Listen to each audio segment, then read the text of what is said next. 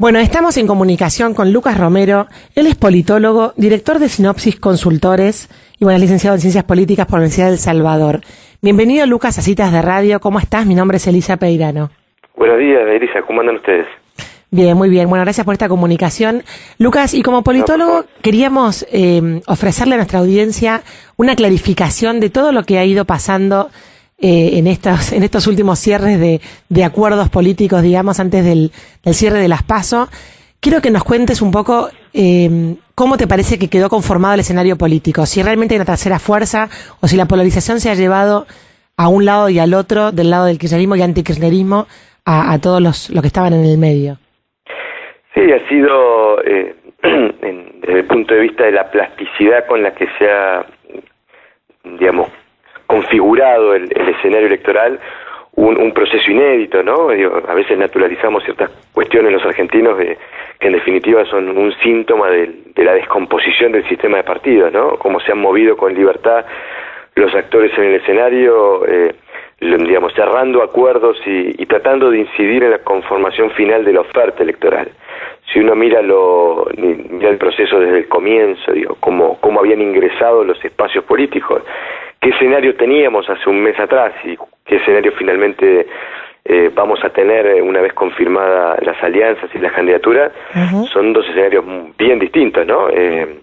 Teníamos un escenario en donde sobre la base de que había aparecido en alguna porción del electorado alguna expectativa por alguna alternativa distinta a Macri y a Cristina a comienzos de año, cuando uno le preguntaba a la gente qué es lo que le gustaría que sucediera, no lo que la gente haría, sino lo que le gustaría que sucediera, nos aparecía como primera respuesta mayoritaria, digamos, la idea de que aparezca una alternativa distinta a Cambiemos y al kirchnerismo. Creo que eso fue lo que generó digamos, esta expectativa sobre si pudiera surgir una tercera opción que buscara terciar en este escenario tan polarizado entre Cambiemos y el kirchnerismo. Bueno, esa alternativa finalmente no apareció y tuvimos en algún punto un escenario mucho más polarizado por el lado de la oferta, ya que algunos actores que habían estado trabajando en la conformación de la tercera alternativa terminaron, digamos, ubicándose en alguno de los dos polos más competitivos del escenario y también por el lado de la demanda, ¿no? Porque el electorado se ha ido polarizando. Si lo podemos poner en números, en abril, si uno sumaba la intención de voto de Mauricio Macri y la intención de voto en ese entonces de Cristina Fernández de Kirchner, que era el escenario que trabajábamos, la suma daba 64. En mayo esa misma suma nos daba 68 y en junio, ya con Alberto Fernández como candidato, la suma combinada de ambas intenciones de voto, la de Macri y de Alberto Fernández, nos da 74, es decir, claro, ambos espacios han venido creciendo 10 puntos en los últimos 2 meses y ya tenemos un escenario en donde 3 de cada 4 votantes, digamos, eligen una u otra opción de los polos, ¿no? Mostrando un poco cómo se ha ido polarizando el escenario. Bien. ¿Y qué te pareció esta movida de Macri de justamente atraer, intentando desarmar esa tercera fuerza que en algún momento Alternativa Federal se ha planteado como la posibilidad? ¿Cómo la evaluás políticamente? Pues, sí, creo que, en algún punto, si uno analiza todo el proceso, lo que ha habido de parte, sobre todo, de los espacios que desde un comienzo se mostraban como más competitivos, y de las dos figuras que se mostraban con mayores niveles de intención de voto, tanto Mauricio Macri como Cristina Fernández de Kirchner, creo que ha habido un reconocimiento de ambos de las limitaciones que enfrentaban, ¿no? Y en ese sentido, de ambos lados hubo un reconocimiento de que con lo propio no alcanzaba y empezó un proceso de ampliación de los espacios políticos tratando de maximizar las posibilidades electorales.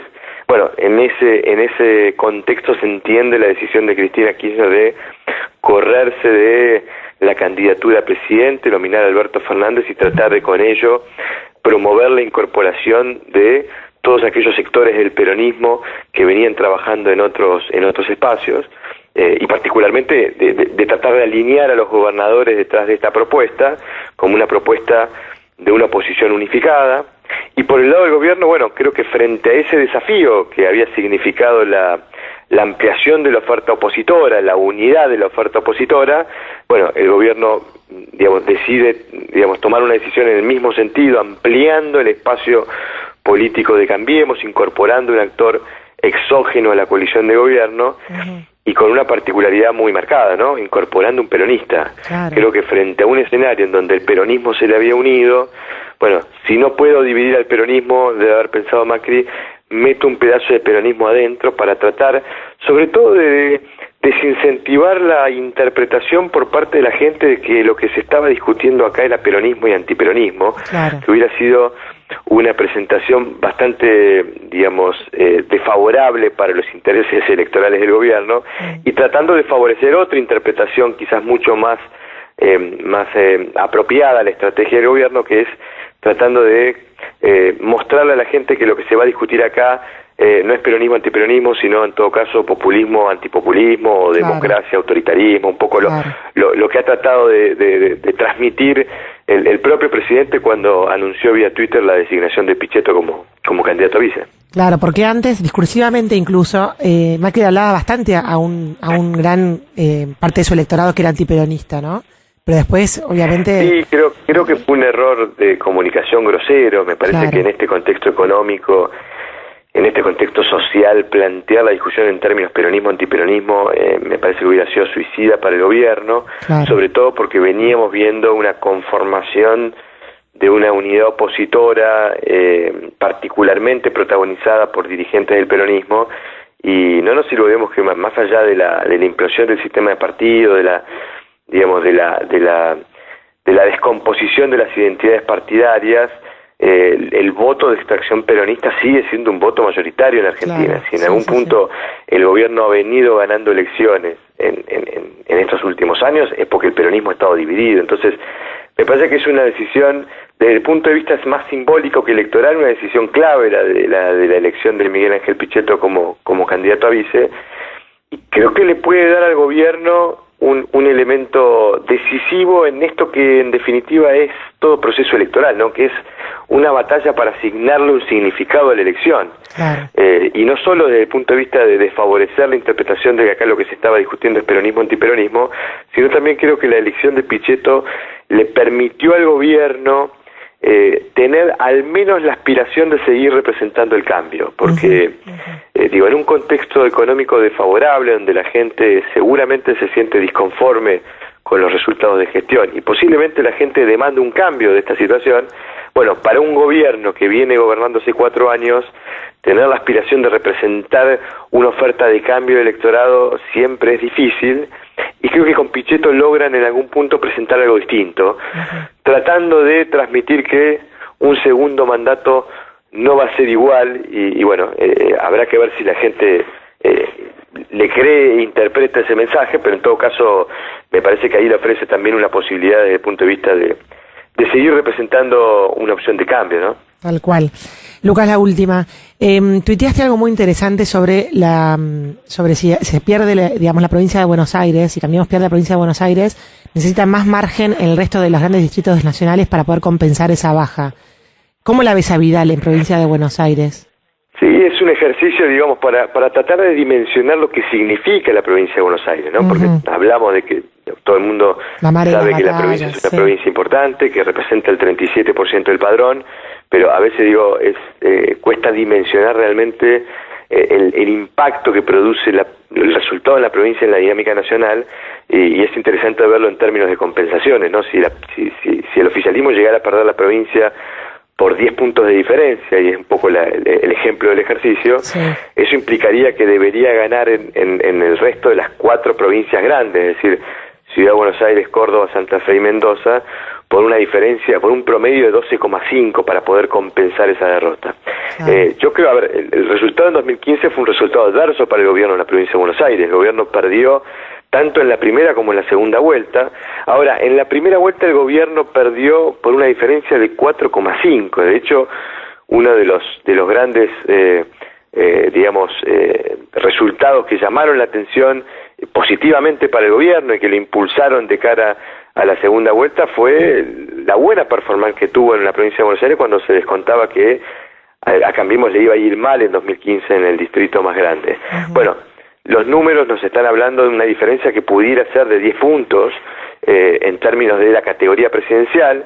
No es lo que estamos viendo a nivel provincial cuando uno mira la dinámica electoral provincial, allí Vidal todavía sostiene mayores niveles de intención de voto que su contrincante. El problema que tienen esas mediciones es que están hechas sobre la base de una oferta electoral que no se ha conformado todavía. Entonces, todavía es difícil tener mediciones que sean representativas de lo que pudiera pasar en la provincia de Buenos Aires, pero sí se puede hablar de este fenómeno, ¿no? Que seguramente Vidal hoy pueda tener mejor intención de voto que su rival en la provincia, pero la elección en la provincia es simultánea a la nacional y Mauricio Macri está varios puntos debajo de la intención de voto de la fórmula opositora a Fernández Kirchner. Entonces, no se está pudiendo tener una dimensión de cuánto ese arrastre que le produzca Macri a Vidal la va a complicar en términos electorales. Esto es un interrogante que difícilmente podremos evacuar con mediciones, porque es muy difícil medir el efecto arrastre sobre el proceso electoral. Habrá que ver si Vidal logra contener ese efecto. Posiblemente eso lo obligue también a tener alguna estrategia particular en la provincia de Buenos Aires, diferenciada incluso con la posibilidad de trabajar una boleta corta, a diferencia de la boleta completa con la candidatura de Macri, porque Vidal necesita resolver una situación que en algún punto lo tiene que resolver en la primera vuelta. Macri tiene la posibilidad de llevar todo esto a una segunda vuelta, y seguramente para Macri, para los objetivos de triunfo nacional, el objetivo de triunfo provincial es una condición sine qua non, ¿no? Me parece que la clave va a ser qué números arroje la primaria en la provincia de Buenos Aires y qué pudiera pasar en la provincia de Buenos Aires en octubre, ¿no? Porque como dice algún funcionario del oficialismo, sin provincia no hay nación, y me parece que eso va a ser un gran indicador de si la elección puede o no resolverse en una primera o segunda vuelta, y si el oficialismo va a poder reelegir, ¿no? ¿Ves en agenda de este gobierno de los próximos que alguien logre desarticular el 77% concentrado en la provincia de Buenos Aires? ¿Que que hagan una cosa un poco más pareja y equitativa? ¿O es algo que no se habla? Perdón, no entendí la pregunta. Si ves en agenda de este gobierno de los próximos que alguien desarticule cómo está planteado el mapa electoral para que la provincia de Buenos Aires no tenga el 37% del peso, digamos, si pueda lograrse. Sí, ha habido propuestas de división de la provincia. La provincia es una administración que sufre de macrocefalia, ¿no? Claro.